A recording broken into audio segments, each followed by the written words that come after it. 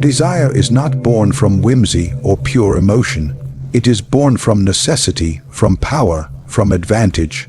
The myth that female desire is solely tied to love or affection is a convenient illusion cultivated by those who benefit from men believing in it. But those who see the world as it is, not as they wish it to be, understand that female desire is profoundly strategic. It is a force of calculation, not chaos. She desires what elevates her, what secures her, what gives her control over outcomes. She will smile at the poet, but she will surrender to the man who shapes the world to his will. She may speak in the language of romance, but beneath that poetry lies a system of exchange: power for attention, protection for submission, status for intimacy. A woman does not desire blindly. She studies, she evaluates, she tests. Every action is a probe to determine value. Does he bend when she pushes? Does he hesitate when she demands? Does he apologize when she disrespects him? These are not innocent questions. They are measurements. The man who fails these tests will be tolerated but never truly desired, for she is not drawn to weakness cloaked in affection. She is drawn to strength disguised as indifference. She may claim she wants kindness, vulnerability, emotional openness, and she may even believe this to be true, but her instincts betray her. They are not ruled by words. They are ancient, cold, and ruthless. She desires the man who commands the room, not the one who waits for her gaze. She wants the man who chooses, not the one who begs to be chosen. She gravitates towards certainty, not compassion. Her desire is drawn to dominance, not necessarily cruelty, but certainty of self, unshaken authority, and the ability to lead without seeking permission. What she seeks, whether she admits it or not, is alignment with power. This does not mean wealth alone, nor brute strength, but the capacity for control, the potential to dictate the direction of reality. Even when she speaks of equality, she secretly loathes having to lead. She does not want to guide a man. She wants to be taken by one who already knows where he's going. Security, after all, is not found in shared confusion. It is found in the shadow of a man who does not doubt himself. When desire is stripped of its illusions, what remains is the law of advantage. She will bond with the man who offers her an edge in survival, socially, emotionally, and genetically. Emotion is the packaging, but strategy is the product. A man unaware of this truth will misread signs, misplace his efforts, and wonder why his devotion is met with indifference. He will think her irrational, when in truth, she is following a script older than civilization itself. A script written not with ink, but with the blood of ancestors who survived by selecting the strongest, the most capable, the most certain among men.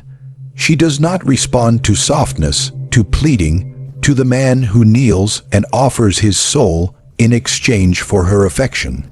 She does not desire the man who waits for her approval, who seeks her validation like a beggar waiting for coin. Desire is not born in pity. It is born in awe, in fear, in respect. She responds to strength, not supplication. To command, not compromise. The man who understands this law never chases. He makes himself the prize, and she follows because she must, not because she's asked. In the eyes of the world, kindness is praised, vulnerability is celebrated, emotional openness is worshipped as a virtue. But beneath this facade lies a cruel paradox. What is praised is not what is desired. She may applaud your sensitivity in public, but in private, she will be drawn to the man who does not flinch, the one who walks with purpose, who looks her in the eye and does not blink. She cannot help it. Her nature is drawn toward the unshakable, the man who is a rock in a world of sand, the one who speaks with authority, who acts without needing permission, who sets the tone and expects others to follow. She may test you, provoke you, question you. This is not resistance. It is measurement. She is not seeking your agreement. She is testing your frame.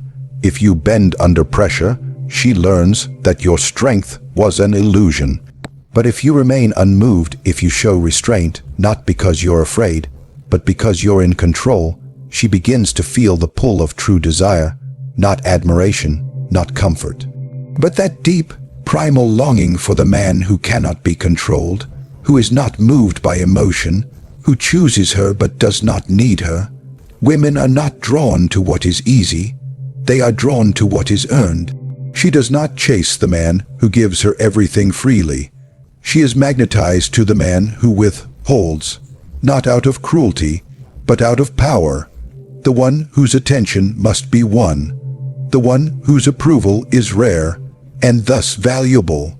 When a man is indifferent to her charms, it destabilizes her. She begins to wonder why he is unaffected, what makes him different, what gives him the power to deny what others crave, and in that moment, her desire ignites, not because he wants her, but because he does not need her. She must believe that you could walk away at any moment and not suffer, that you have access to abundance, and therefore, you are not desperate for her presence. In that knowledge, she feels your value. When you make her the center of your world, she becomes bored. When you remain the center of your own, she becomes obsessed. She does not want to lead. She wants to be led by the man who refuses to be led himself. The man who commands himself commands her without effort. She follows power, not affection. She obeys certainty, not kindness. Validation is the currency she trades in, the silent economy behind every gesture, every glance, every word.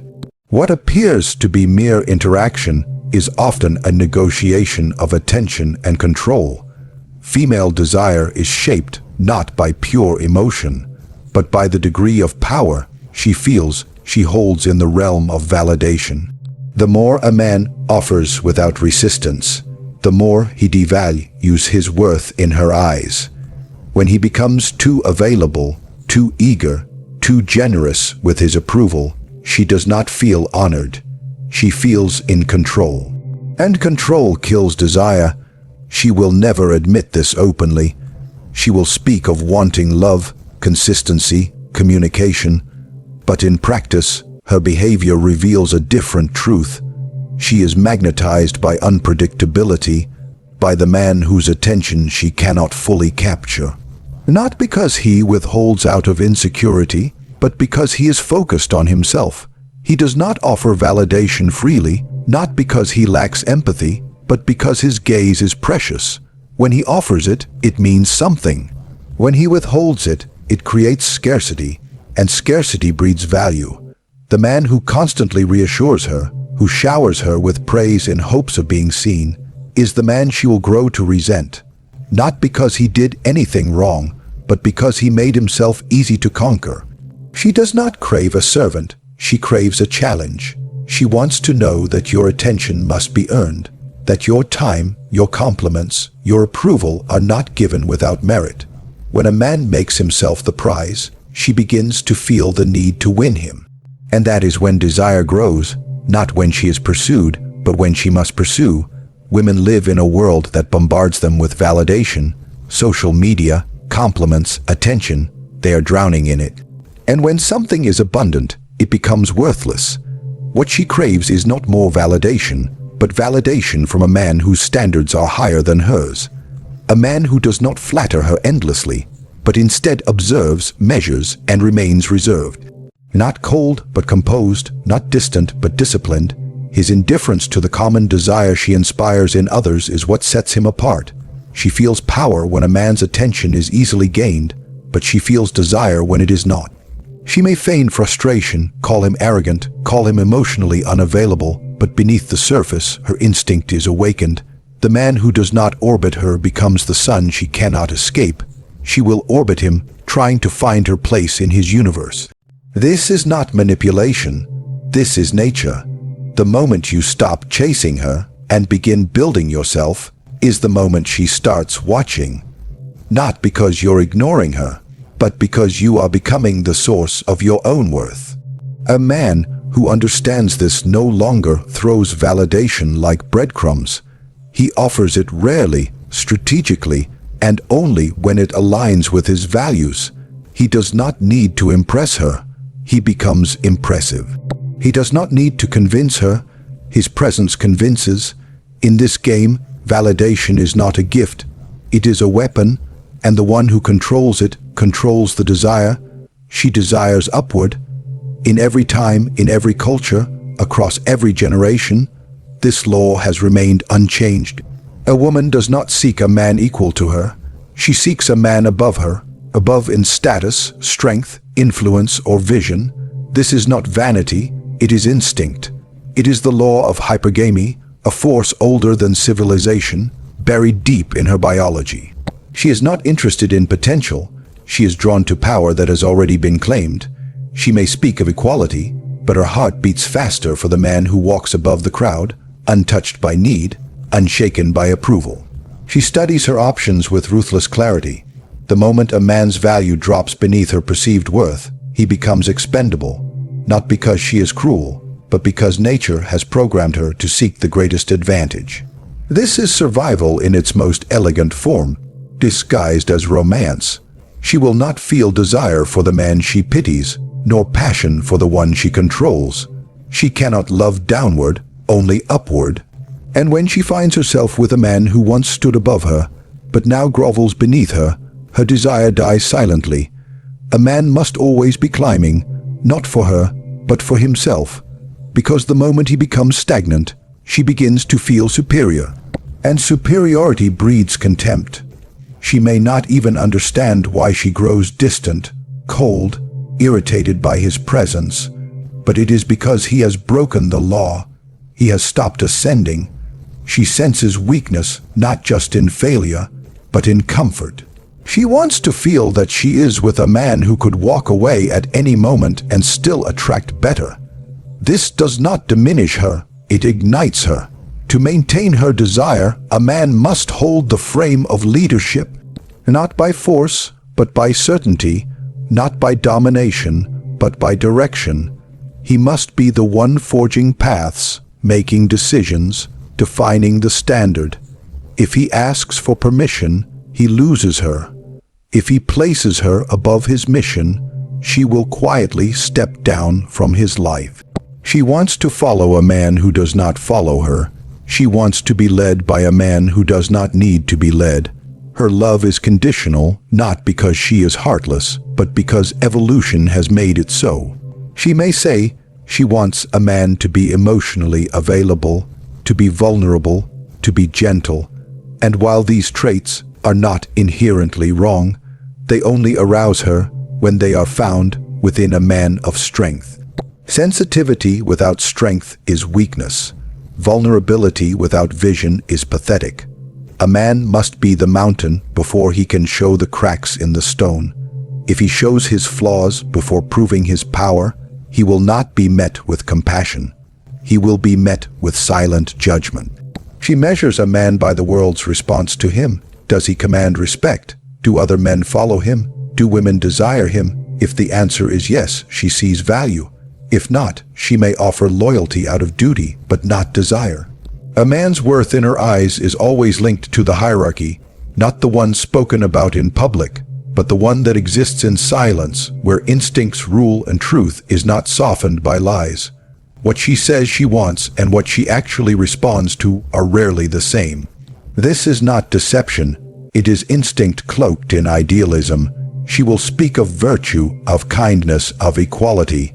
She will say she desires a man who listens, who opens up, who respects her emotions above all else. These are the masks she wears, the acceptable truths presented to the world. But beneath the surface, in the realm of raw, unfiltered desire, she is drawn to dominance, to danger, to the man who does not seek to please her, but to possess his own path with unwavering focus. She will tell you she wants stability, yet she becomes restless when predictability takes root. She will insist that arrogance repels her, but watch how she lingers near the man who shows no need for her approval.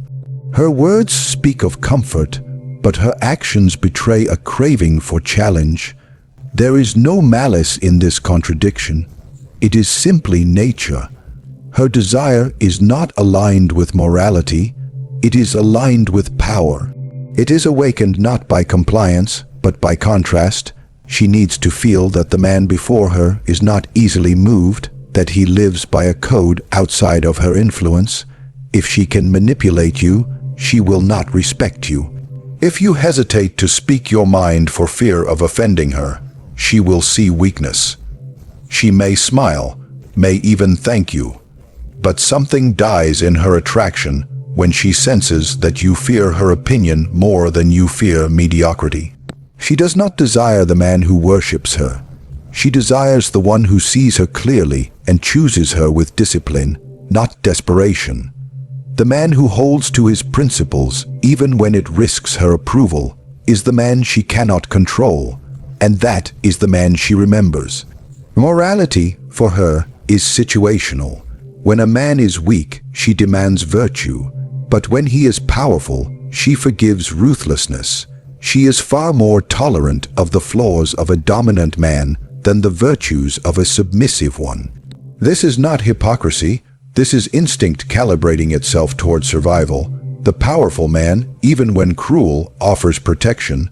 The weak man, even when kind, offers none. She may speak of fairness, of balance, of partnership, but if pressed to choose between a man she can dominate and one who dominates the world, her heart will betray her words. She does not want to lead the dance. She wants to be led by someone who is not afraid to take control. Someone who knows where he's going and expects her to follow or be left behind. She wants to be claimed, not negotiated with, not because she lacks strength, but because her strength is fulfilled in submission to greater strength. Her deepest desires are awakened not by safety, but by the presence of a man who could break her, yet chooses not to. A man who is dangerous not by accident, but by choice, and who carries that danger with restraint. She will never admit these things outright. They contradict the image she has built, the one that aligns with what society says she should want. But her desire does not obey society. It obeys nature. It is moved by signals far older than language, drawn to force, to confidence, to the silent violence of a man who does not need to explain himself. The truth does not ask for permission to be spoken. It simply exists, whether the world accepts it or not. Female desire is not the fantasy it is often painted to be. It is a cold, ancient instinct, forged in survival, sharpened by power, and guided by advantage. She is drawn to strength, to certainty, to control, not to sentiment, softness, or submission. She craves the man who stands above, not beside. The one who does not chase her, but makes her chase him. The one who gives nothing freely, yet commands everything in silence. She will never confess these truths, for they betray the image she must uphold. But for the man who sees clearly, who moves without apology, who leads without needing approval, he becomes the embodiment of what she truly desires. And in that clarity, in that unshakable posture of power, he becomes untouchable, not just by her, but by the illusions that enslave weaker men.